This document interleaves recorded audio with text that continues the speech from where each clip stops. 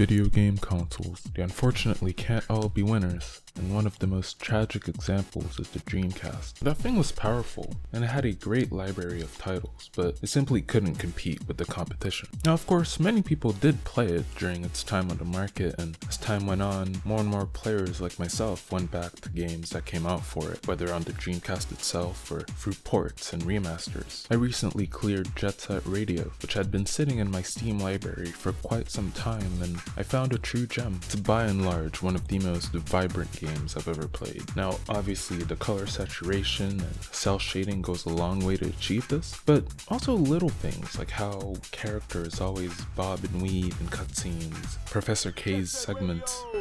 Which one of you punks want to step in the ring? Shibuya Cho got some love letters in the walls from them lonely lovers, but they were raised before mama could see them. The music, it all immediately pulls you into the world and attitude of Jet Set Radio, which is one of fighting the system. You play as a ragtag group of graffiti artists rebelling against authorities, but then uncover a greater conspiracy. It gets wild, so I won't spoil anything. The core gameplay loop consists of dropping into a level and tagging a set number of areas or individuals before the timer runs out. It's quite similar to Katamari Damacy's structure in a lot of ways, only much more aggressive. Policemen, tanks, helicopters, mobsters, pyromaniac mobsters all get thrown at you as you try to progress. It can get quite overwhelming, but little by little you learn to kite them around, tag them, and do other tricks to keep the momentum in spite of them. As I was nearing the end, the game did begin to feel a little samey, but not for long enough to really affect my experience. I give this game 2 thumbs up.